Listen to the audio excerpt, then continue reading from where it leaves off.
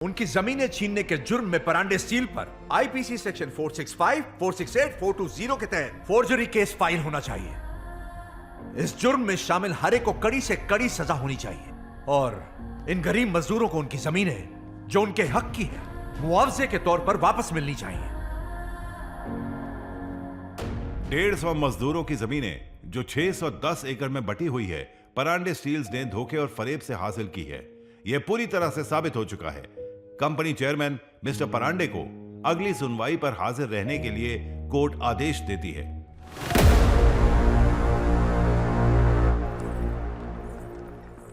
बहुत बहुत शुक्रिया। आपने कही है सर, मुझे आपको शुक्रिया कहना चाहिए। मुझे लगा था मेरे इतने सारे किए हुए पापों का प्रायश्चित करने का मौका ही नहीं मिलेगा, लेकिन आपकी वजह से मुझे वो सौभाग्य मिला। शक्ति जिसकी सबने पहचानी, चेहरों पे लौट के आई वो मुस्काने जो गुम थी कहीं पे। हमारे खातिर बहन की शादी में भी नहीं गए। हम सब गरीब आपको भगवान से कम नहीं मानते हैं साहब। हर वर्ष इसी समय ग्राम देवता के चरणों में ये साड़ी अर्पित होता है और इस बरस हम ये सम्मान आपको देते हैं। भगवान आपको खुश रखे, स्वीकार कीजिए।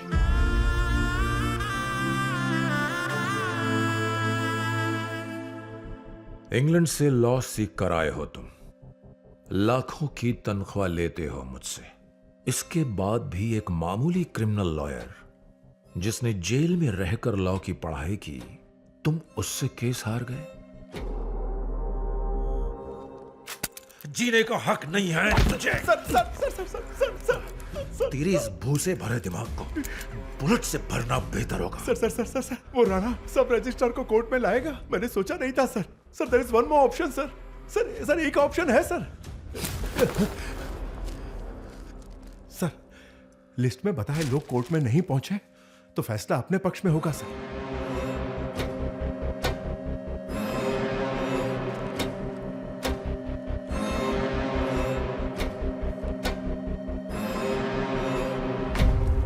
आपका इजाजत हो तो ई केस हम सुलझा देते हैं।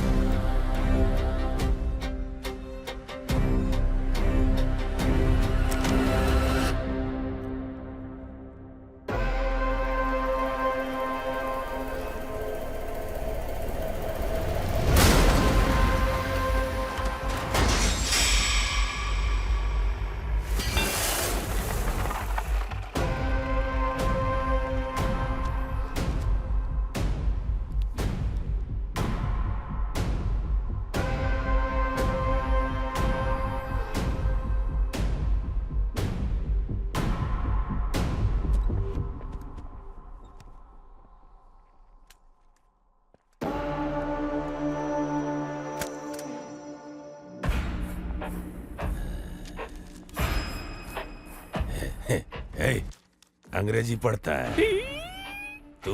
नहीं भाई। तू? नहीं भाई। गवार साहब, काला अक्सर भैंस बराबर।